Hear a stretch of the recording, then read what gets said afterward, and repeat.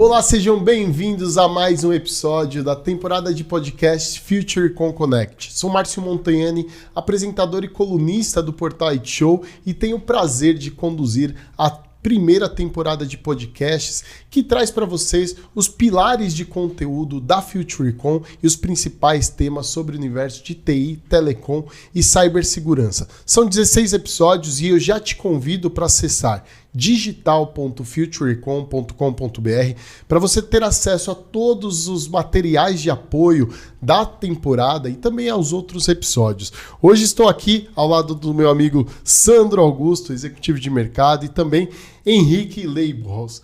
Pessoal, quero primeiro agradecer pela disponibilidade de vocês e abrir aqui para as apresentações iniciais. Por favor, Sandro. Obrigado, Márcio. Para quem não me conhece, eu sou Sandro Paiva, tá? Que é o nome mais comumente que me chamam aí de Paiva. Eu trabalhei muito tempo no mercado de telecomunicações, trabalhei então em Vivo, trabalhei em Huawei, trabalhei em Vogel, que foi comercializada pelo Pátria Investimentos para Algar Telecom, trabalhei nela Link, então trabalhei em todos os segmentos, na parte de telecomunicações, B2B, B2C, fixo móvel. E eu fiz uma transição de carreira saindo da parte de desenvolvimento de negócios, que foi onde eu fui muito atuante, para a parte de inovação. Tá? Então, quando a gente fala do tema principal que nós vamos abordar aqui hoje, eu tenho muitos cases para trazer em relação ao que eu vejo no mercado como um todo, na parte de segmento financeiro, na parte de health tech e todos os outros segmentos que são adjacentes a telecomunicações. Seja bem-vindo, sempre muito bem-vindo aqui. Henrique, por favor, se apresente. Obrigado, Márcio. Obrigado. Bom, eu sou o Henrique Leibhaus, né? Atuo aí dentro do mercado de TI e telecom aí há 23 anos, né? Dentro desse cenário, sempre atuando na camada de planejamento estratégico, gestão estratégica de operadoras e provedores, né? Atuei dentro do projeto da Vogel também aqui juntamente com o Sandro na cadeira de planejamento e dentro dessa minha jornada passei por ISPs e agora, né, sou sócio-diretor do grupo IPv7, atuando ali como head de planejamento e tecnologia do grupo. Legal, e o episódio de hoje nós vamos abordar ISPs 4.0, tecnologia, inovação, novos serviços, absolutamente tudo que gira em torno desse tema, né? E eu queria começar aqui falando sobre o momento, né, o presente e o futuro, né, dessas questões. Então, começando até pelo Sandro, né? Sandro, hoje, dentro do ponto de vista de negócios e estratégia, né, nós sabemos do momento, nem todas as ISPs estão neste momento de 4.0, a gente vai entrar muito nesse tema hoje, mas começando, quais são as principais mudanças estruturais e de modelo operacional mesmo que você considera essencial para um ISP poder se posicionar como 4.0? O que a gente encontra hoje no mercado, Márcio? Os ISPs e até as grandes operadoras estão muito direcionadas para dados.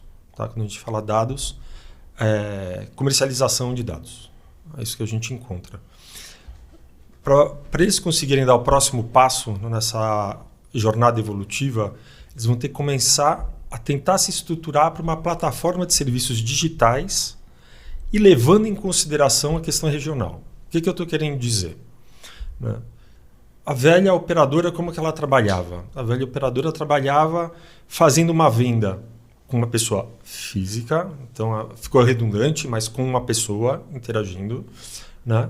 E essa pessoa levava o portfólio de produtos que ela tinha sem ter muita atenção para quem era o cliente dele. Quando a gente fala da plataforma de serviços, o que a empresa vai ter que prestar agora para o mercado? Ela vai ter que começar a entender quem é o consumidor dela. Ela vai ter que começar a entender quem que é o cliente que ela está atendendo. Então a base hoje não é se existe oferta-demanda só. Porque a gente sabe como é que está o mercado. Só de celulares a gente já tem 270 milhões de celulares aqui no país. Né? Banda larga, então, está penetrando numa velocidade absurda também. Né? Então, o que acontece hoje? Para eu conseguir me distinguir da minha outra empresa pensando em estratégia, eu vou ter que fazer um investimento interno para como que eu entendo o meu cliente e como eu atendo esse meu cliente da melhor maneira possível. Então, de novo, o tema do Customer Centric, que sempre está em pauta, ele vai ganhar cada vez mais potência diante desse novo cenário. E a gente tem uma cerejinha do bolo entrando aqui, que é como a inteligência artificial também pode ser utilizada para o segmento de telecomunicações, para ele fazer alguma coisa diferente nesse cenário. Então, só para a gente fechar, daí o ponto, é interessante que todo mundo tenha em mente que a maneira que foi tratada até hoje o negócio de telecomunicações, ele vai ter que dar um pulo. Ou a gente vai entrar só no que eu acredito que o Henrique vai falar bastante aqui, na competição de preço, e ninguém tem diferencial. Se ninguém tem diferencial, fica cliente pulando de uma operadora para outra quando ele vê 10% de desconto ali. Ninguém ganha nada com isso. Ninguém ganha nada com isso. Perfeito. E Henrique, o que de fato caracteriza uma ISP 4.0? Porque existem, obviamente, todas as questões de mapeamento, entendimento ali da persona, do mercado, mas todas as características técnicas também. Mas de forma prática, o que caracteriza uma ISP 4.0? Márcio, boa pergunta, né? Me preparando para o tema, né, do ISP 4.0, eu tive que voltar lá em 2011, né? E o que aconteceu em 2011? Né? Em 2011, na Alemanha, foi quando surgiu o termo Indústria 4.0. Né? E esse termo, ele... Cara, interessante. 4.0, o que isso traz de diferença? Né? Quando a gente olha para a indústria de manufatura, indústria de produção, é simples. É fácil de entender. Tecnologia, automação, novo modelo de produtização, melhor eficiência, melhor busca de resultado. Você ajusta o teu fluxo de produção. E aí, dentro de um pouquinho da experiência de vivência dentro desse mercado de ISP, eu tentei alocar esses pilares dentro do nosso mercado. Né? O que me parece inicialmente dentro do mercado, o que eu sinto dentro do mercado, vivenciando algumas operações, vivenciando um pouco da minha experiência que eu tenho, que ainda os ISPs estão muito longe do conceito 4.0. Né? A gente tem um processo, uma jornada de transformação desses ISPs que vai ser grande do ponto de vista de gestão, do ponto de vista de indicadores, do ponto de vista organizacional e de governança de negócio. Né? Porque o ISP até então foi o dono, ou a maioria deles, né, foi o dono que foi lá, lançou a primeira rede, foi construindo, ramificando aquela rede e atendendo os clientes da melhor forma que podia, com o melhor que tinha naquele momento. Né? Então, trazendo isso para o efeito do provedor, né, do ISP 4.0, a primeira coisa é tecnologia. Né? Hoje a gente não vê mais uma distinção muito grande do ponto de vista de tecnologia. Todos eles usam os melhores fabricantes, todos eles utilizam os mesmos ou melhores modelos de rede ou boas práticas de configuração de equipamentos e a gente não tem mais uma diferenciação tão grande tecnológica. Do ponto de vista de mercado, é o que o Sandro falou, preço. Todo mundo está indo atrás do pricing. Preço. Com a junção de grandes provedores, a criação desses provedores acima de 1 milhão, você perdeu o senso de regionalização. Então você tem que voltar atrás e criar de novo aquela identidade regional que você tinha do ponto de vista do nascimento dos ISPs, que eles ganharam mercado, ganharam espaço, né? Os emergentes ganharam espaço exatamente nesta jornada. Tá?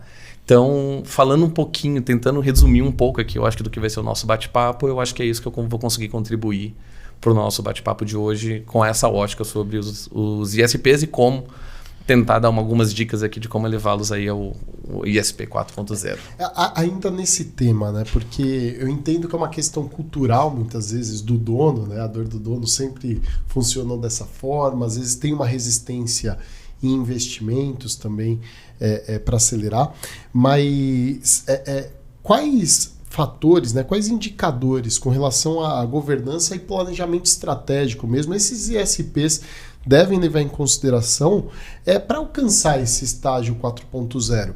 Eu pergunto isso até para trazer para a nossa audiência algo tangível, para o executivo que de repente assumiu uma cadeira, que está passando por essa transição, por algumas resistências culturais, quais indicadores ele pode levar para ajudar ali e alcançar esse nível?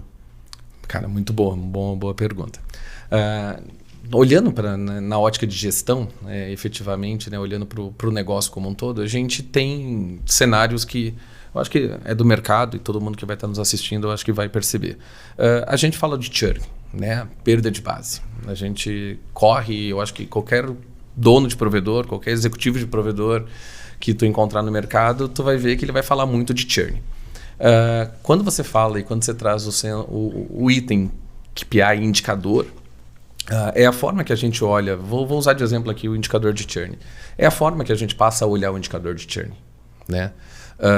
Eu tenho dentro das jornadas que eu faço junto a alguns clientes que o churn para mim ele é o centro, né? Ele é o centro do universo do provedor, porque nele está o cliente insatisfeito ou o cliente querendo sair da minha base. Então ele tem todas as respostas que eu preciso saber para conduzir uma engenharia reversa e trazer esse benefício para dentro da operação.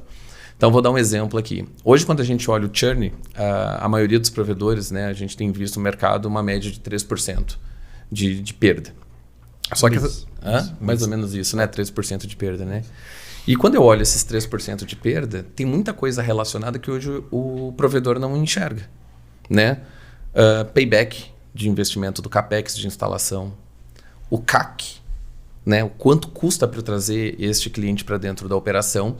E aí é a forma que a gente vai passar a olhar esses indicadores, né? Quando a gente fala numa indústria, ou quando a gente fala no ISP 4.0, é da forma que a gente vai olhar esse indicador. Então eu vou olhar esse indicador pelo ponto de vista, quando eu perco um cliente que não me deu um payback, quantos outros clientes eu tenho que sacrificar dentro da minha receita ou dentro do meu fluxo de caixa para pagar o investimento deste cliente? Como eu tenho que criar uma elasticidade no meu aging de contratos, né? Então meu tempo médio de contrato, para que o meu fluxo de caixa continue saudável. Então, eu continuo olhando para o churn, mas respondendo e trazendo itens diferentes para essa organização, né? Então, esse é um exemplo de como um ISP 4.0 teria que se portar dentro dessa nova condição de mercado, né? Márcio, fazendo só um complemento aqui para o ponto do Henrique, que nem explorando mais o tema do churn. Tá? As soluções que você pode dar para uma questão de churn que é inevitável, né? Então, alguém vai querer sair da base. Se alguém vai querer sair da base, você pode tentar fazer a retenção dele. Eu vi uma grande operadora hoje, que ela tem capital aberto na Bolsa de Valores, implementar uma prática que ela fazia o seguinte: 3 meses antes de vencer o contrato, eles já abordavam os clientes e já faziam uma oferta para ele. Daí você pode pegar e falar assim, mas era uma oferta mais barata, mais cara? Como que eles trabalhavam isso? Não, eles ofertavam o mesmo valor. Só que por que eles faziam isso? Porque eles sabiam que quando desse os 12 meses, o cliente deles ia estar começando a olhar o site dos concorrentes. Sim. Para que esperar o cliente chegar nesse momento, se você já pode se blindar? Então você coloca uma forma de atuação proativa, no qual você retém o teu cliente, e ao invés de ele ficar 12 meses, ele já fica 24. Então você tem que pensar em alguns KPIs, já pensando no seu plano de ação, para você conseguir fazer ele ser mais efetivo. Né? Eu queria entender uma questão específica sobre a dor do executivo da alta liderança do ISP. Mas antes, até pensando nesse ponto, existe alguma IA, alguma questão que vocês já aplicam no dia a dia que apoiam as operadoras nessa tomada de decisão? Deixa eu te contar, Márcio, o que está acontecendo, tá? O segmento de telecomunicações, que eu e o Henrique, a gente é nativo, né? Ele sempre foi, na verdade, o segmento que exportava a tecnologia para os outros. Então, o segmento de telecomunicações ele sempre foi visto como referência. E os outros segmentos eles iam tentando evoluir junto. Então, você tinha o segmento financeiro e o segmento de telecomunicações sendo os nascituros da tecnologia. O que aconteceu é que inverteu essa situação. Se você pega o exemplo de uma Vivo, por que ela tem uma área hoje de Vivo Ventures, tem um departamento de Vivo Ventures, ele tem o Aira, para ele conseguir olhar o que os outros segmentos fora de telecomunicação estão fazendo. Então o movimento de telecomunicação hoje deixa eu aprender com o que está sendo feito ali fora e eu vou internalizar. E isso transborda desde melhorias de inteligência artificial que você tem no atendimento do cliente, melhorias que você tem dentro da empresa em automação e diminuição de processos. Então, o que acontece? Antes eu tinha muita etapa que o ser humano fazia a interação e isso podia ser um gargalo. Eu tento automatizar o máximo possível agora com a potência que é a inteligência artificial. E tem um exemplo que eu acho muito legal, e eu vi essa startup também recentemente, ela presta serviço para uma grande operadora, o que ela faz? Hoje, se você está tendo problema hoje com o teu set-top box, na hora que você está recebendo o sinal, né, no teu modem, quando você está recebendo o sinal na tua casa, qual que é a tratativa tradicional de uma operadora?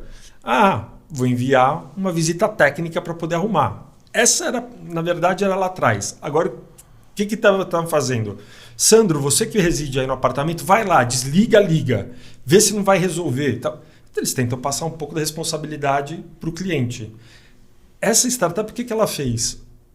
O cliente vai lá, bate uma foto do modem e com inteligência artificial eles interpretam aquela foto para ver se realmente tem algum problema que o cliente consegue resolver ou se vai precisar de uma visita técnica. Então foi para outro nível.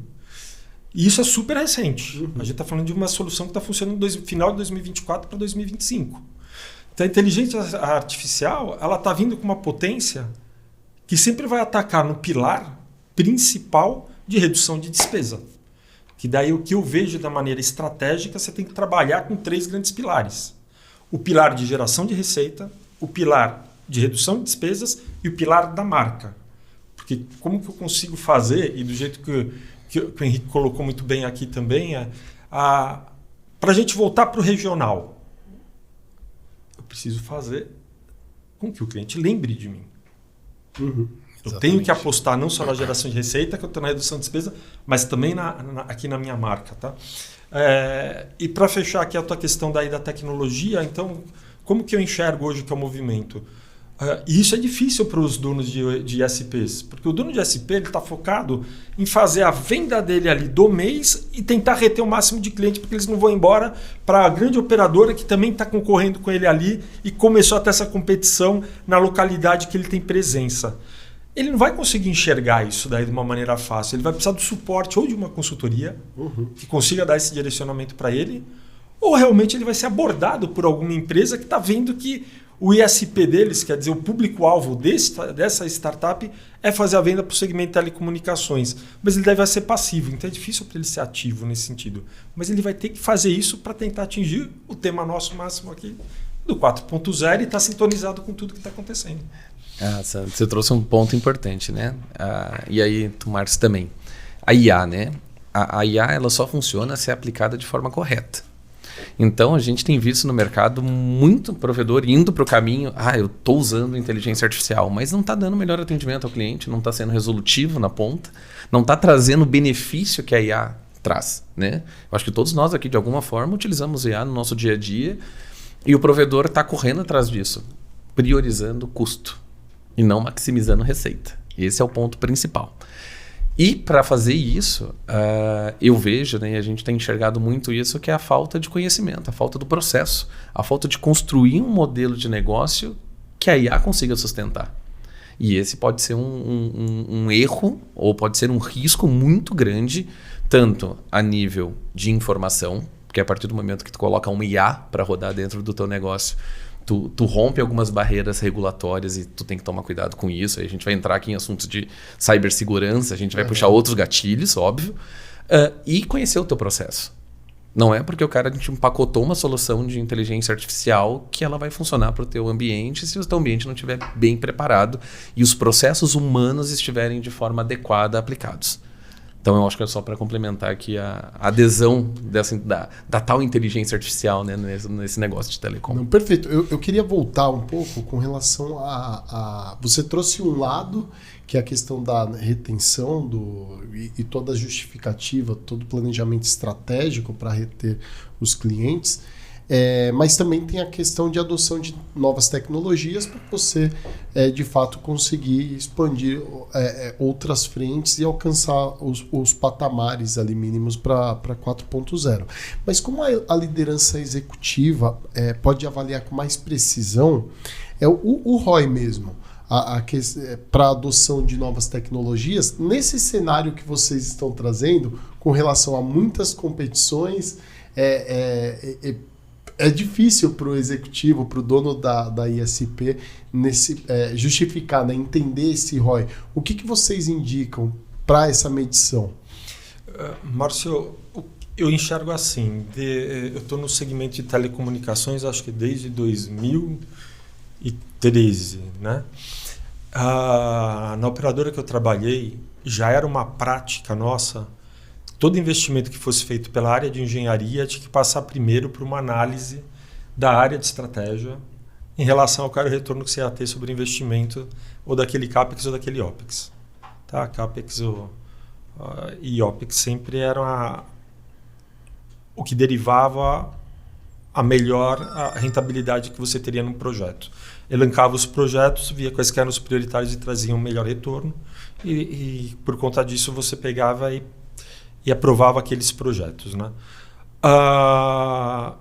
Eu tenho essa máxima de quando a gente pensa em retorno sobre investimento, olhar o que pode ter de geração de receita nova, o que você pode ter de otimização de custo atual dentro da operadora. Tá? Eu acho muito difícil hoje para uma operadora pequena como o SP, que a tomada de decisão está na cabeça do proprietário da organização, fazer alguma coisa muito embasada ou na parte analítica ou na parte estratégica, porque o proprietário do SP ele se sente o tomador de decisão daquilo, ele quer ter o poder na mão dele para tomar aquele tipo de decisão. E você pode pegar até um dos grandes operadores aí que já tem mais de 1 milhão, né? Tem gente que ainda está nesse compasso. Ainda está.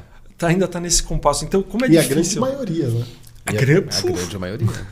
Nós estamos falando aí de 90% do mercado abaixo de 10 mil assinantes. Então ainda é o dono que põe a mão na massa, é o dono que mexe na configuração dos equipamentos. A gente ainda tem essa máxima acontecendo dentro do nosso mercado, né? E se é o dono que está tomando esse tipo de decisão, às vezes ele não está preocupado em fazer a conta direitinho, o que é que vai dar lá. Né? Eu vejo que quando você vai para uma empresa maior, que você consegue pegar e estimular análises, estimular a quantidade de dados, informações que são trabalhadas, estimular a inovação, você tem uma estrutura que te possibilita realmente dar um passo mais rápido de você estar associado a tudo que está vindo do melhor no mercado. Né?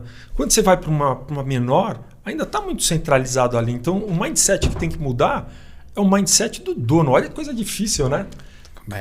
Eu vou dizer que é quase impossível, né? Quando tu é dono, é difícil você mudar, porque deu certo até aqui, né? Até aqui deu certo, né? E é difícil. Complementando aqui, eu acho que eu posso apoiar um pouquinho o Sandro nessa fala dele. E aí, voltando lá para a primeira pergunta que tu me fez, né? A importância dos indicadores, a importância de ter os KPIs, né? Se você não tem uma gestão orientada a dados, Márcio, fica muito difícil da gente falar de retorno sobre investimento, qual a melhor decisão tomar, ampliação de receita, invisto para ganhar lá na frente, ou redução de custo, busca de eficiência. Né? Se você não está olhando para o dado, se você não está tendo contato com aquilo que é o teu dia a dia, ou só de forma míope, né? Desculpa usar o termo míope, mas você só olhando cliente que entra e cliente que sai dentro dessa base e ocorrências massivas que acontecem na rede, tu acaba não conseguindo tomar esse tipo de decisão. Né? O que eu vejo de transformação é, primeira coisa, orientada a dados. Eu acho que hoje o mundo todo está orientado a dados e aí conecta com o financeiro. O mundo de finanças cresceu tão rápido tecnologicamente por conta disso, orientado a dados, orientado ao cliente. Cara, eu não quero o cliente na agência, eu quero que o cliente resolva sozinho, eu quero passar toda a responsabilidade das ações para o cliente. Né? Então, eu acho que essa é uma grande jornada que o mundo financeiro fez. E, trazendo para a nossa realidade de investimentos, percebe-se um movimento dentro do mercado de copia. Um modelo de cópia. Então, eu tenho o meu provedor, vem uma grande operadora e diz assim, agora o meu melhor negócio é vender streaming. Vou vender uma operadora de uma OTT dentro da minha operação. O cara pequenininho que está do lado, cara, e esse é o caminho. Vamos fazer o SVA, 80-20, 60-40, já vi até 20-80 e etc. dentro do mercado. Vou colocar, encher de SVA. Então, assim, a estratégia do provedor, ele está muito alocado, ele está muito para o que ele está vendo em volta. Você tem poucos provedores de internet hoje que conseguem ter uma exclusividade de prestação de serviço. Eu conheço 1 ou 2 provedores que têm um ticket médio que quer com os produtos que fazem sentido. Então, assim, tu com certeza deve ter tua banda larga lá na tua casa, deve vir um monte de coisa. Banca não sei do que, TV não sei do que. Você nem usa aquilo. Ou você nunca conectou naquilo. Tá pura simplesmente aquilo para uma eficiência tributária, né? Então é um copia e cola. A gente não vê no mercado algo assim disruptivo para trazer esses caras para uma orientação a dados, trazer esses caras preocupados com o investimento que eles fazem, sabe? E muitos desses não têm uma infraestrutura adequada, que tem muito sistema legado ainda sem uma integração adequada com essas tecnologias que estão chegando e pode agravar. Inclusive a gente vai entrar um pouco mais nesse detalhe mais técnico mais para frente, mas eu queria abordar um tema que o Sandro comentou sobre as estratégias de adaptação para realidades regionais. Você comentou aqui, mas de forma prática, como que as ISPs podem transformar essas limitações regionais em vantagens mais competitivas por meio de serviços mais personalizados, posicionamento estratégico, enfim, o que vocês conseguem trazer de exemplos práticos, até como ideias do que vocês estão enxergando no mercado? Márcio, o que o mercado está esperando que vai acontecer agora é uma centralização dos ESPs, né? Então, esse número que a gente tem sempre divulgado de 14 mil, né? Acho que é isso, né, Henrique? 18 a 20 é o número Anatel. É o número Anatel? 18 a 20. Então, essa grande quantidade que tem, imagina-se que vai ter uma grande consolidação agora. Né? Isso significa que vai se perder a característica da regionalidade? Sim. A gente vê que a partir do momento que você vai para dentro de uma grande operadora, e do jeito bem que o Henrique colocou, as melhores práticas da operadora, a sinergia que a operadora quer, é que o que funcionar bem para mim vai funcionar bem para o pequenininho que faz parte de mim agora. Né? Pode ser que não seja bem uma verdade. Então eu enxergo de uma maneira um pouco diferente. Quer ver? Se você vai comprar hoje comida, você usa que aplicativo? iFood. Você, Henrique, também? Também iFood. Mesmo lá em Minas Gerais? Mesmo em Minas Gerais. iFood. Daí a gente lembra, qual é o segundo que a gente sempre lembra? É o Rap. Eu não tenho nem no meu celular o Rap, eu só tenho o iFood. Tem uma empresinha, que era uma empresinha chamada Aikifome, concorrente do iFood, faturando ano passado 2 bilhões e 400 milhões de reais. Eu nunca ouvi falar desses caras. Por que eles deram certo? Porque eles focaram na regionalização, que eles não chamam de regionalização, eles chamam de como é que é a nomenclatura? Esqueci agora, mas hiperfocalização, eu acho que é esse o termo que eles usam até lá dentro da empresa. O que significa daí esse termo? Eu tenho que entender bem o que o meu cliente quer. Porque o grandão não vai conseguir fechar parceria direitinho ali na região. O grandão vai fechar com os maiores restaurantes, os outros ficam largados. Esse cara não, ele vai lá. Então, a oportunidade do SP sempre vai existir. E o SP ele sempre vai ter aqueles 3 pilares de flexibilidade, agilidade e maior atenção frente aos clientes dele. Só que hoje ele não está trabalhando bem esses dados que a gente está colocando, essas informações de conhecer o cliente. Né? Então, o que eu enxergo nessa parte da regionalização? A oportunidade sempre vai estar lá. Se conseguirem fazer isso de uma maneira mais massiva, e massiva que eu falo é pegar esse monte de informação, entender melhor o cliente. Se essa inteligência está na mão de um cara grande, ele vai conseguir atuar de uma maneira micro, ele vai ter sucesso. Mas o X para mim da questão sempre recai em eu conseguir entender melhor qual é o comportamento do cara que compra meu serviço. Para mim, esse é o grande X da questão. E isso vai dar o embasamento principal para o ESP 4.0.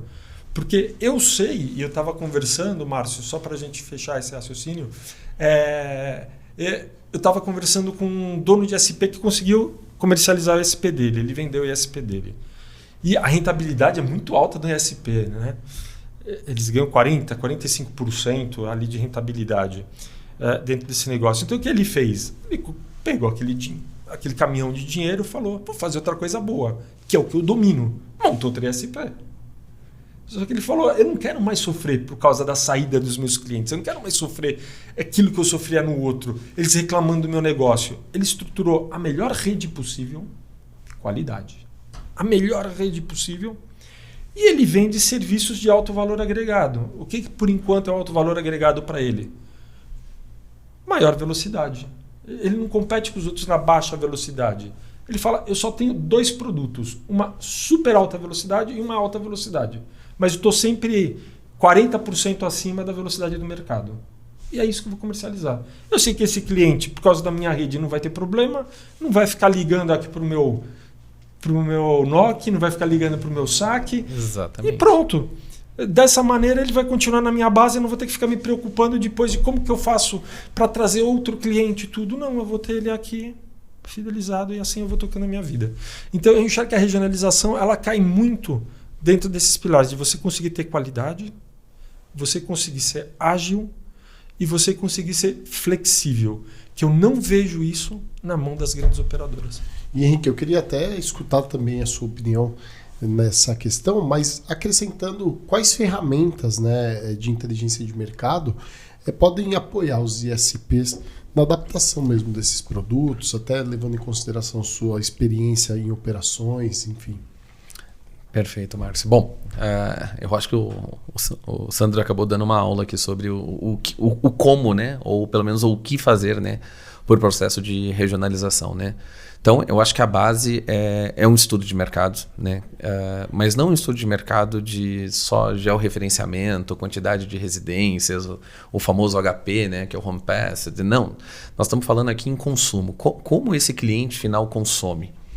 Né? A gente tem que aprender com as grandes indústrias que hoje tomam conta de, vamos pensar aqui no mercado grande, 80%, 90% das gôndolas. Né? E eles partem do consumo. O que esse cliente consome? Né? O que esse cliente faz de diferente? Como eu abordo esse cliente para dentro do que ele usa, do consumo dele real, né? Então, e aí vem um ponto super importante, eu acho que ainda dentro do mercado, que é a conectividade, ela passa a ser o meio. E aí, a partir do momento que a gente leva isso para análise de mercado, muda a concepção do quê? E aí a gente parte para o como. Vou tentar me explicar da forma no meu raciocínio aqui. A partir do momento que eu sei que o Sandro consome um tipo de serviço utilizando a conectividade, eu consigo ser muito mais assertivo e ser disruptivo e entregar um produto diferenciado e exclusivo. Então, eu vou no cerne do uso da conectividade. Né? Então, eu acho que as ferramentas que a gente tem que utilizar agora são ferramentas preditivas de consumo. E entender o que esse cliente passa a utilizar dentro da tua residência, dentro do teu escritório.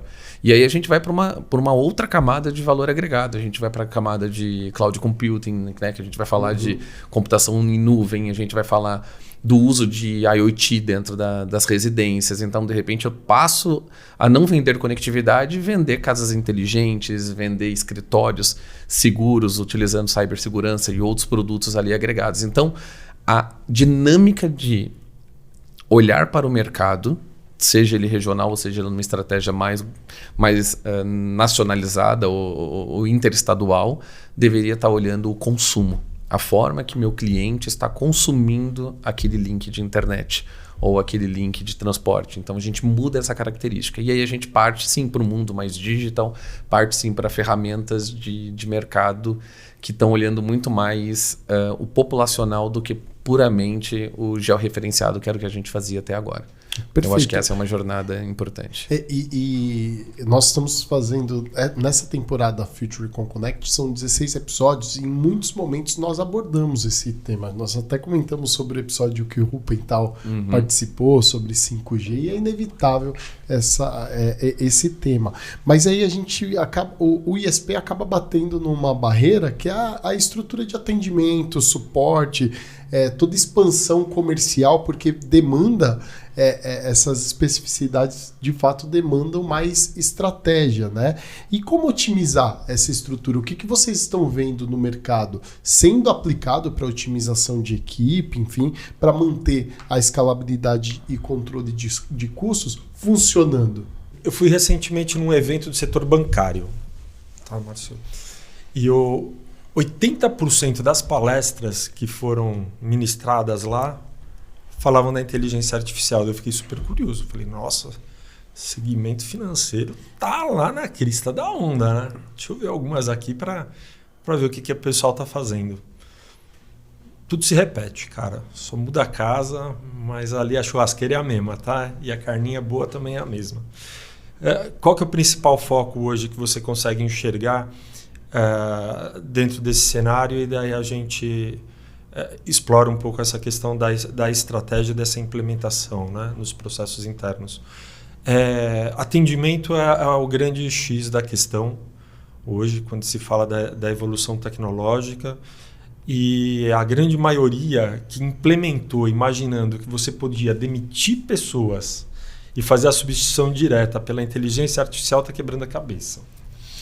Né? Porque o intuito da inteligência artificial é ela ser mais uma ferramenta, mas não uma substituta completa do ser humano do jeito que ela foi vendida durante o ano de 2024 e o ano de 2025 para a maioria dos empresários. Né? Porque daí, qual era a conta até? Se você for comprar uma inteligência artificial, e é assim que as empresas estão vendendo, estão precificando, tá? Você tinha uma atendente lá que custava R$3.500. Então, para você usar minha inteligência artificial, eu te vendo pelo mesmo preço, um pouquinho mais barato para te... Eu te vendo por R$3.000. Então eles estão precificando dessa maneira, a substituição direta pelo salário do ser humano. Não é isso, gente. Cara, nessa linha eu tenho um raciocínio muito próximo. A inteligência artificial ela tem que vir com a soma. Ela vem para somar algo que já é eficiente ou algo que já está bem coberto. Desde que o processo tenha sido feito de uma maneira adequada. Igual, voltando um pouquinho para trás, desde que o processo, eu conheço o processo, eu conheço o que eu quero entregar para o meu cliente final ou para a minha companhia, né? Cada um na tua posição. Mas eu vejo que a IA, a inteligência artificial, ela vem para somar. Ela vem para trazer o algo a mais. Não substituir aquela pessoa que vem fazendo, que faz, não é que faz o trabalho, né? O entregável final. Então eu acho que ela vem para somar. Complementando o que você está falando, eu concordo plenamente que a IA vem para somar aos recursos humanos que as companhias têm. E em telecom tem algumas frentes que elas vão ser otimizadas por conta disso. Por exemplo, qual que era o grande emprego na área de TI 2 anos atrás? Desenvolvedor, programador. Salários estratosféricos, tudo aquilo. Escassez de profissionais. Hoje, o que o cara fazia 2 anos atrás com inteligência artificial, esse sim você consegue substituir 95% da atividade dele. Olha que dó. O cara que vai fazer ciências da computação vai fazer o que agora no mercado? Eu fico me questionando aqui. Vai virar um cientista de dados. Mas as grandes operadoras precisam desses desenvolvedores, não precisam? Então eles vão começar a colocar na área de TI também uma otimização de processo ali na hora de fazer o desenvolvimento. Na parte de processo, quando você vê fraude, ela também vai dar suporte. E isso também aconteceu no mercado financeiro e está acontecendo em outros segmentos. Então, isso que é o ponto que eu estava trazendo, Márcio, do que você via em outros segmentos que não estão sendo nascidos agora de telecom, eles vão transbordar para telecom. E quem tem uma visão dentro de uma operadora menor, de um ESP, das competitivas, dos maiores ESPs ali, e tem uma visão de consultoria, assim como a empresa do Henrique tem, a IPv7, ela pode estar apoiando numa melhoria de processo como complemento do que você já tem hoje. Então, existem grandes passos para serem tomados ainda dentro das operadoras. O medo é qual o impacto que isso pode dar. Imagina pegar uma operadora grande aí que tem 2.000 posições de atendimento, 3.000.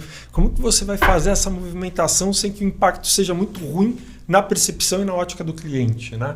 Então, você tem que fazer as coisas de uma maneira mais medida. Mas tem muita coisa que daqui a um ano, se a gente tiver a oportunidade de estar aqui fazendo o teu podcast no ano que vem, a gente vai falar, olha o que aconteceu lá desde 2025 até agora. E vai ter muita mudança ainda no meio do caminho. Inclusive não precisa nem tanto tempo, porque nós decidimos gravar, né, com antecedência, mas gravamos o episódio 2 meses antes, o primeiro episódio do lançamento.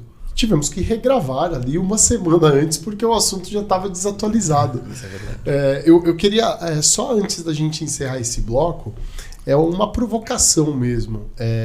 Porque a gente vê, você trouxe um dado aqui da 90%, né, das operadoras com menos de 10 mil usuários e assinantes.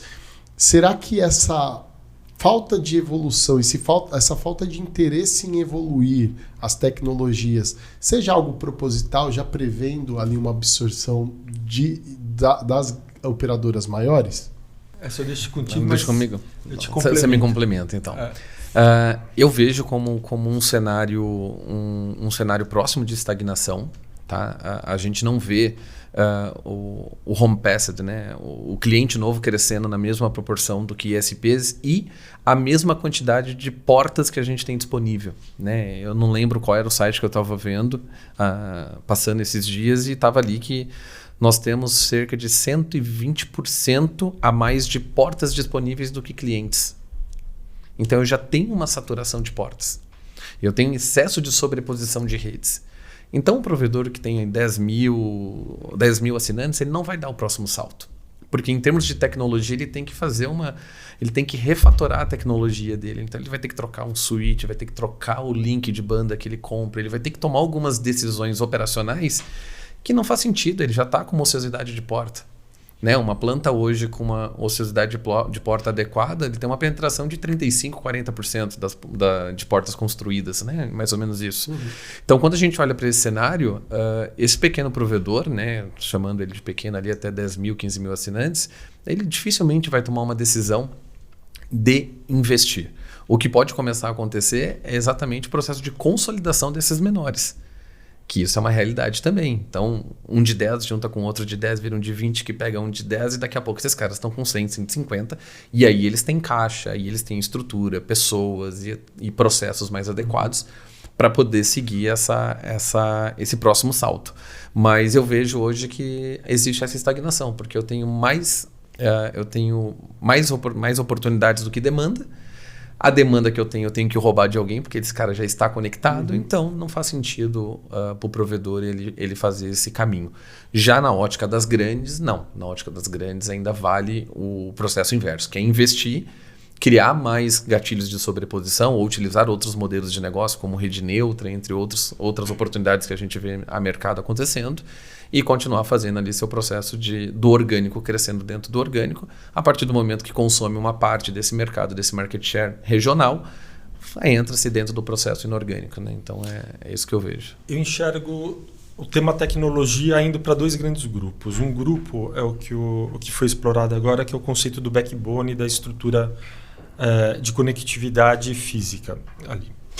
E realmente aqui o mercado, o que a gente já explorou nas outras questões, o mercado ele já está muito igualitário. Todo mundo já sabe que tem que comprar a OLT de um, tem que comprar o NT do outro e todo mundo trabalha dessa maneira. Mas tem a outra parte de tecnologia que daí cai na parte de software, que cai na parte de gestão de processo, que cai muito nos processos de interação entre os departamentos. Esse aqui eu vejo que os ISPs eles não dão atenção pelo fato deles não terem uma área de inovação dentro dos ISPs. O cara que faz inovação é o mesmo cara que bate o bumbo para todo mundo fazer venda e não ter churn. Continua sendo o dono do ISP. E esse cara ele não vai ter visão de inovação e eu posso, no futuro, me pecar por essa afirmação tão categórica, mas eu não acredito também que vai ter no futuro. Porque ele não tem tempo para ficar olhando isso.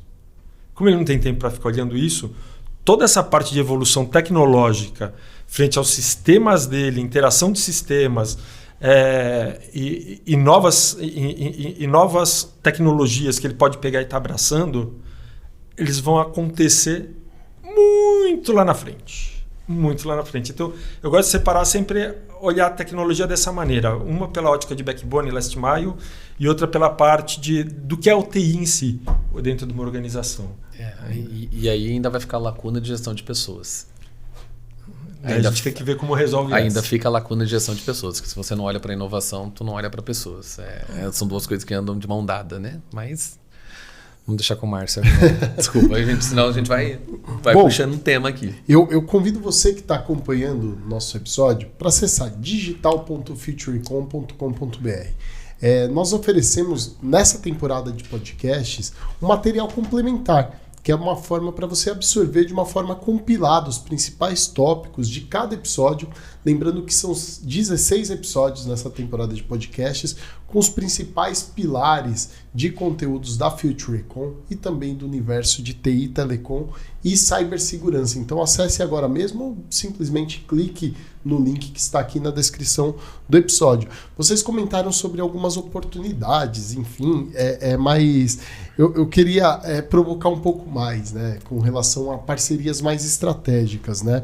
quais níveis de parcerias e tipos de parcerias vocês julgam como fundamentais para as ISPs para a criação de novos fluxos de receitas, enfim, entradas em verticais como vocês mesmos citaram, em soluções de cloud, de segurança da informação, IoT, sair um pouco dessa bolha para de fato penetrar nesse mercado? Márcio, esse eu acho que é um ponto e eu acho que fica um recado aqui para os executivos que vão estar nos assistindo, né? Quando a gente fala de aliança estratégica, quando a gente fala de promover novos serviços dentro da tua cadeia de negócio, que tu já conhece bem, o cliente é teu, essa base é tua, né? Tu que buscou esse cliente, fica uma dica e fica um ponto super interessante que é ter parceiros de negócio com o mesmo DNA ou com a mesma cultura, né, do teu negócio, daquilo que você construiu. Então, de novo, copia e cola. Não adianta tu ir lá buscar uma empresa que tem 200 SVAs se aquilo não faz sentido para o teu cliente final. Tá? E aí, falando dos pilares que eu acho que hoje os ISPs já deveriam estar prontos para atender, que essa é uma demanda real, são 3. A primeira demanda, atender o mercado B2B. Então, o ISP ainda se sente muito confortável com o varejo. Por quê? Porque o B2B requer um SLA diferente, requer uma equipe de tratamento diferente, requer que dentro do atendimento de suporte seja uma equipe diferenciada. Então, ele tem que estar preparado para esse cenário. E isso está totalmente dentro da mão dele. Dentro do cenário de computação em nuvem, prover serviços que impactam tanto o mercado B2B. A gente falou aqui de virtualização, a gente pode falar de backup, a gente pode falar de uma série de serviços ou microserviços que vão fazer diferença para esse mercado. Então, eu acho que é um pilar super importante, que é essa questão da nuvem, né? A gente fala da nuvem, ela é muito é muito grande a nuvem, mas assim, é um ponto importante. E o terceiro item, que é pouco explorado, é a questão de segurança. E quando a gente fala de segurança, a gente consegue tratar segurança patrimonial com serviços de câmera, serviços gerenciados dentro desse processo. Não somente colocar câmera, mas ter uma unidade ali que vai recepcionar.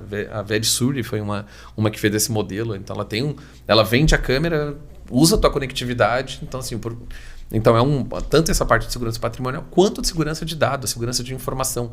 Garantir que essas empresas e esses clientes finais tenham ali um serviço de segurança, que seja um antivírus no celular, que seja qualquer coisa. Então eu vejo esses 3 pilares hoje para o ISP navegar muito bem, mantendo regionalização, mantendo o atendimento próprio, mantendo essa jornada que ele já construiu, sem mudar muito a característica do que ele faz. Você trouxe esse exemplo que o modelo as a service acabou ampliando ali as receitas e de fato revolucionando. Mas, Sandro, você acredita que as ISPs podem ainda aumentar o ticket médio, até reduzir churn mesmo, com modelos as a services ou outras iniciativas que vocês vêm acompanhando? Esse é o grande caminho. Por quê?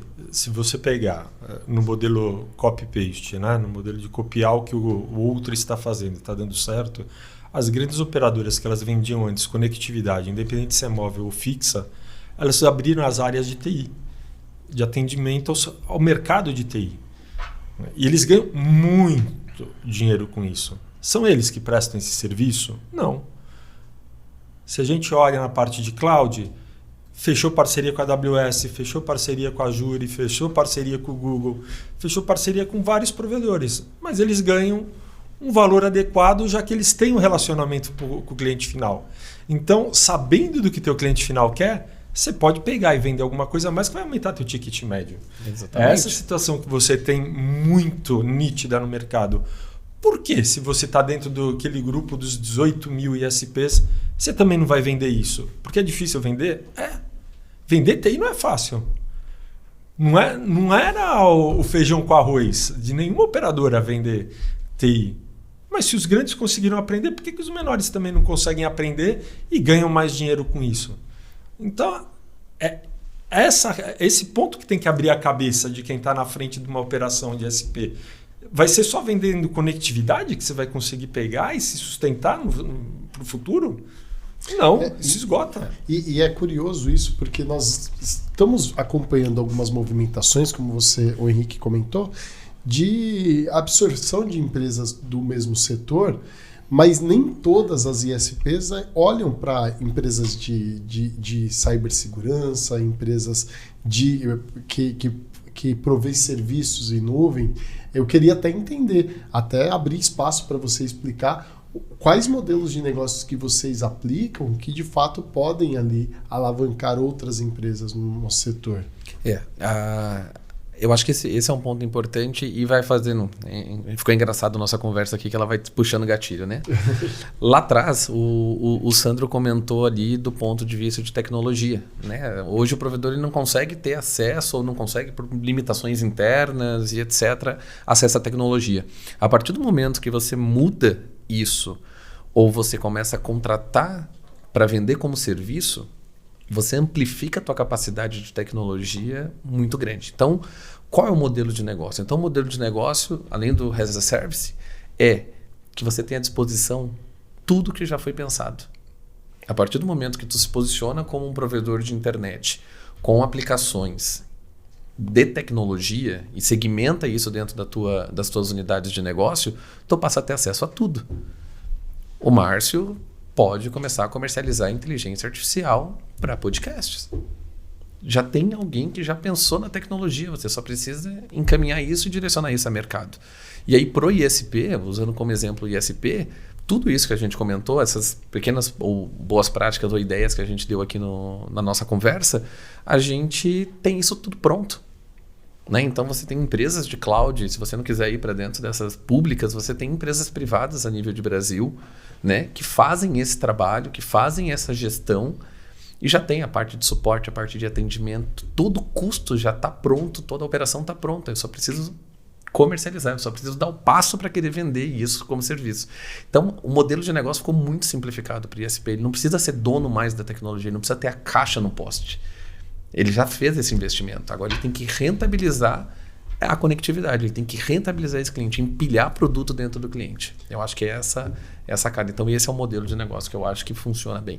E é literalmente um modelo de conscientização da alta liderança, que é o que eventos como a própria FutureCon promovem ali discussões para trazer essa conscientização. Sim. Mas no dia a dia, quais mecanismos ali de governança e cultura mesmo corporativa em que você considera mais eficaz para sustentar a necessidade de inovação, essa reconstrução, né, essa transformação das empresas de forma mais contínua nos ISPs?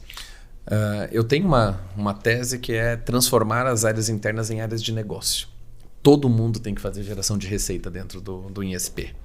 Então o NOC tem que gerar receita. O cara de TI, aquele menininho lá, o estagiário de TI, ele tem que criar uma mentalidade e aí vem da alta liderança isso, de dar essa pista, dar esse espaço para que essas áreas virem áreas de negócio dentro do ISP.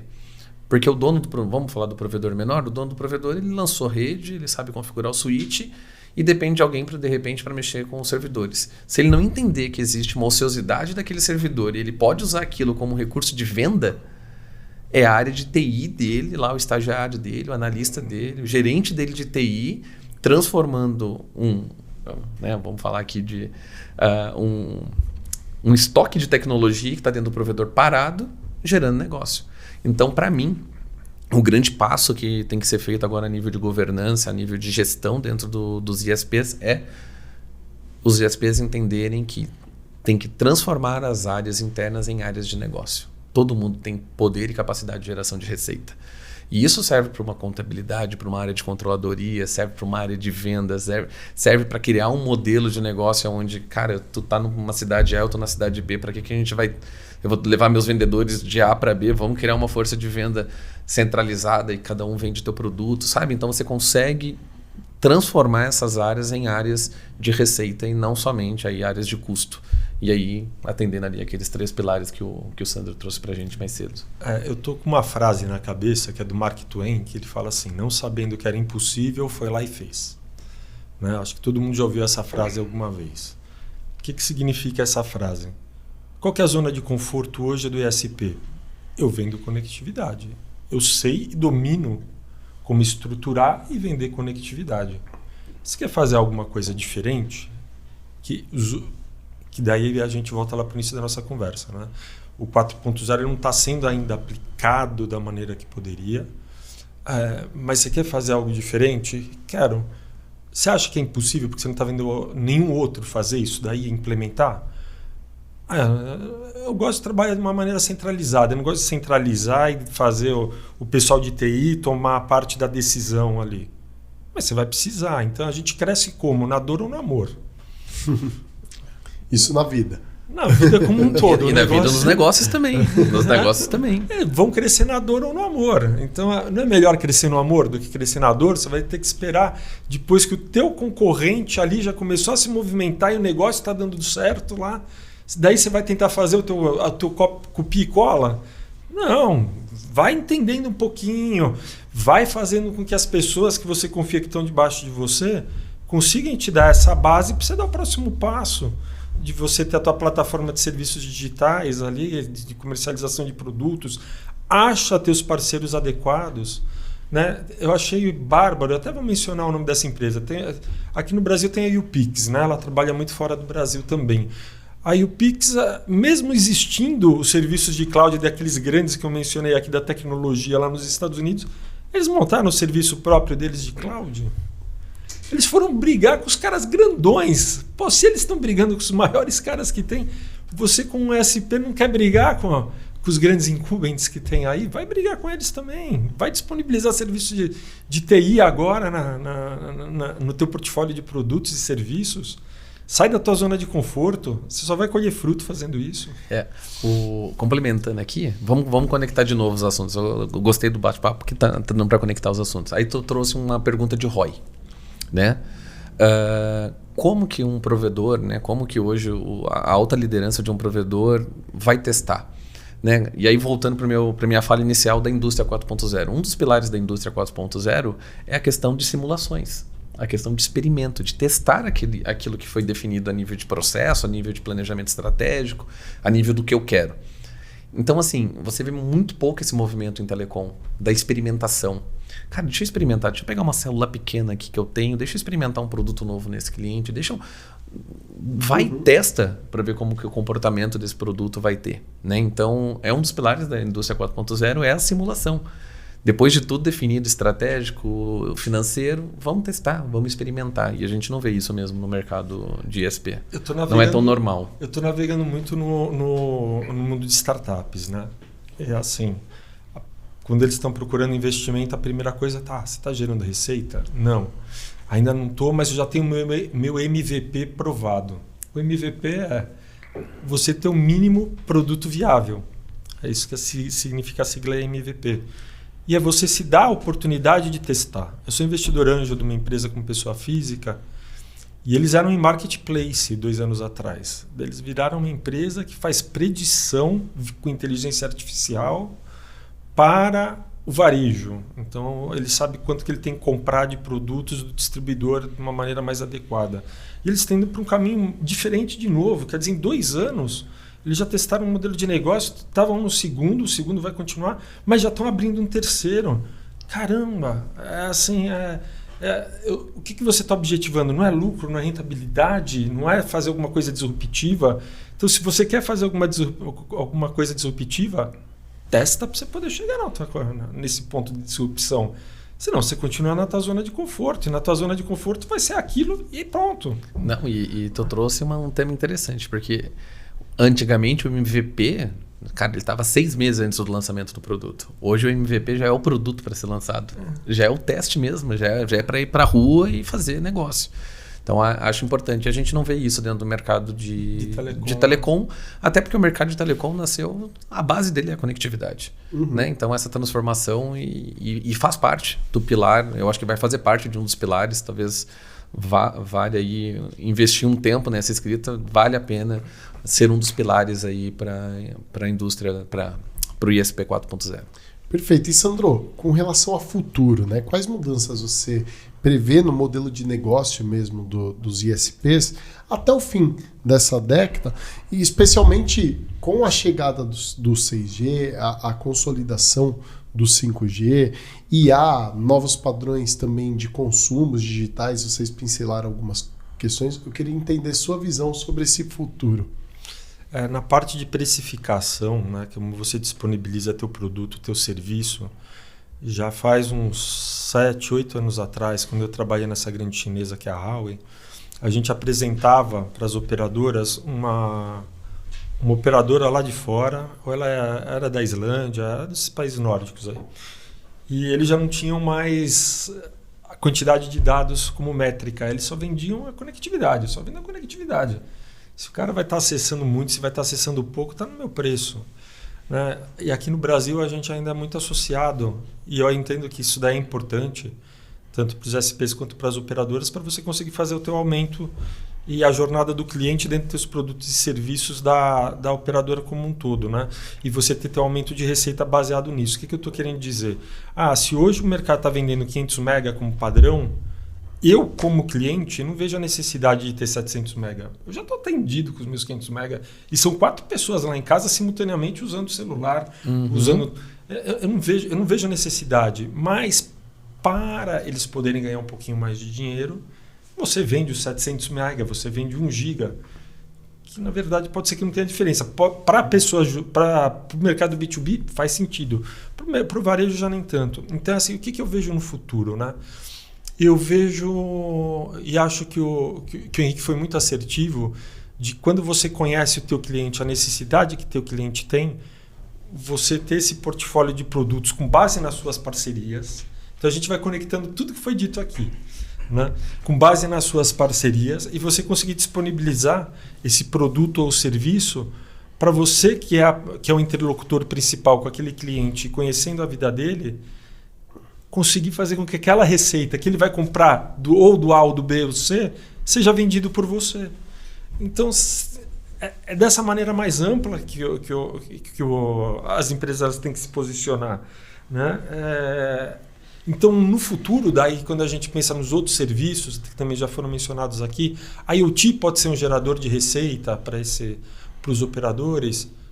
Eu ainda não vejo como eles conseguirem se sustentar por conta disso. Eu acho muito difícil ainda o IoT virar um gerador de receita. Ainda pode ter uma segunda camada que está no porvir, que vai ser esse grande diferencial. Além da casa conectada, eu ainda não vejo alguma coisa que pode ser ali para pessoa física, mas no mercado B2B você tem outros tipos de serviços sendo prestados. Né?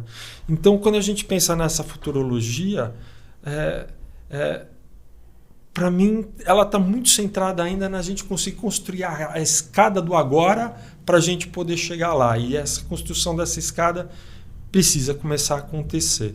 Então, eu não consigo dizer, Márcio, aqui para vocês o que eu acho que vai acontecer nesse mercado de telecomunicações. Né? Lá atrás eu achava que a Starlink do Elon Musk ia ser a coisa mais disruptiva que a gente ia ter no mercado de telecomunicações, porque você precisa de menos backbone para estar ali, tudo sendo atendido com vários satélites. Achei uma ideia maravilhosa. Daí você vê o mundo de hoje, já não é tanto um grande diferencial. Então eu não tenho, no meu mundo das futurologias aqui, da minha bola de cristal, eu não sei o que pode acontecer. O que pode acontecer, hein, Henrique, aí nesse mercado como um todo? Hein? Até levando em consideração transformação digital, você falou muito sobre inteligência de dados que pode moldar a atuação estratégica, né, das ISPs. Então vou tentar criar uma linha do tempo, pelo menos aqui, algumas previsões. Né? Eu acho que a consolidação do mercado ela continua, talvez não de cima para baixo, mas de baixo para cima, que é aquilo que eu comentei, os pequenos se consolidando em feudos regionais. Né? Esse eu acho que é um movimento de sustentação e de autopreservação desses ISPs menores. E que vai acontecer. E vai acontecer, ele é inevitável. Um ponto que nós não trouxemos aqui, que eu acho que é um ponto de interesse mútuo de todo mundo que está no mercado, é a questão do posicionamento da agência reguladora. Né? Eu acho que a Anatel ela tem uma jornada dos próximos anos muito grande, porque até então ela não era pressionada e agora ela está muito pressionada do ponto de vista da gente evoluir e melhorar, né, as condições regulatórias dentro do Brasil. E isso vai trazer um conforto também para os ISPs investirem e continuarem nessa jornada, porque hoje a gente acaba tendo eles acabam tendo um milindre de seguir, porque uma hora o 6G vai só para móvel. Não, cara, mas eu já preciso do 6G no Wi-Fi. Hoje o Wi-Fi é 100% utilizado dentro das residências. Onde eu priorizo e como, né? Então eu acho que é o tema que está mais forte, eu acho que agora na Wi-Fi 6 e Wi-Fi 7, né? Eu acho que são 2 pontos importantes. Então tem um ponto da agência reguladora. Do ponto de vista dos ISPs, é a profissionalização. Não descartando tudo que foi feito, mas a gente precisa partir para uma camada de profissionalização dessas empresas a nível fiscal, a nível tributário, a nível de pessoas, a nível de processos mesmo. Eu não abro mão da questão de processos. Eu acho que ele é a base de qualquer negócio, né? Então, o ISP vai ter que passar nos próximos anos por uma profissionalização. Até, senão ele não consegue nem ser vendido, ele não consegue comprar ninguém, porque ele não vai estar preparado para esse momento. E o último ponto é o mix de base. Volto a falar, ele vai precisar caminhar bem no mix de base dele. Ele não vai poder viver só do varejo. Até por não trazendo esse tema para dentro do podcast, para a nossa conversa, mas a gente tem uma questão econômica no Brasil e não pode somente depender do mix de varejo. Então ele vai ter que pensar no B2B, no PME, nas grandes empresas, nos centros, nas regiões industriais deles. Então eu vejo que nos próximos anos, os próximos 2, 3 anos, esse é um caminho a ser percorrido por eles estrutural. E quando eu falo aqui de profissionalização, só trazendo a tua fala, a questão de dados, a questão de KPIs, a questão de ter uma gestão à vista dentro dessas operações. E, do outro lado deste mercado, eu vejo a questão, né, mais global do mercado como um todo, de unificação. Eu acho que o mercado vai ter que começar a se conversar, os ISPs vão ter que começar a definir melhores estratégias para que eles não continuem queimando o preço do mega. Né? Porque hoje, a R$100, vou te dizer que quase 1/3 ou 2/3 dos provedores já não se mantém vendendo o link a R$ 99,90. Tá? Então, acho que tem essa questão também super importante, que vai começar a gerar esse cenário. E aí eu acho que a FutureCon tem esse papel, outras associações têm esse papel de equalizar esta moeda em relação ao preço. Perfeito. Pessoal, quero mais uma vez agradecer pela disponibilidade, parabenizar aqui pela aula que vocês deram para a gente sobre o tema e abrir aqui para as considerações finais, começando pelo Sandro. A gente discutiu muito essa guinada, né? Essa jornada para chegar lá. Eu acho que quem está ouvindo a gente, e essa é a principal mensagem até, existem formas estruturadas. Vocês viram que tem vocês fazendo a lição de casa e começando a profissionalizar a sua estrutura interna. Vocês podem chegar lá de uma maneira mais rápida, mas vocês têm que se permitir errar, né? Vocês têm que se permitir aceitar a novidade. Eu acho que a mensagem principal que fica aqui para todo mundo, tem um mindset aberto. Não fique fechado dentro da sua caixinha achando que ela é eterna, porque ninguém consegue ficar eterno no seu próprio negócio, né? Então, alguma coisa diferente vocês vão ter que fazer e não vai ser muito longe, não. Vai ser no curto, no médio prazo, vocês vão ter que pegar e implementar alguma coisa diferente. Perfeito. Sandro, sempre muito bem-vindo aqui, contem com a gente. Henrique, mais uma vez agradeço e abro aqui para as suas considerações finais. Então, tá bem. Bom, eu acho que eu falei bastante e até fui repetitivo aqui nessa nossa conversa, né? Então, acho que para quem está nos assistindo, eu acho que o passo mais importante agora é olhar para dentro de casa, entrar num processo de conscientização, em que momento eu estou, e usar as ferramentas que o mercado dá. Seja terceirização, seja inovação baseada em multiplicação de serviço ou utilizando serviços que já estão aplicados. Tá? Então, eu acho que esse é o recado final que eu deixo aqui para quem está nos assistindo. E obrigado pelo convite. Eu que agradeço e agradeço você também que acompanhou o nosso episódio e te convido mais uma vez para acessar o link que está aqui na descrição ou digital.futurecon.com.br para ter acesso a todos os materiais de apoio desta temporada FutureCon Connect e também os outros episódios feitos especialmente para vocês com os principais insights sobre o universo de TI, Telecom e cibersegurança. IT Show, seu portal de TI e Telecom.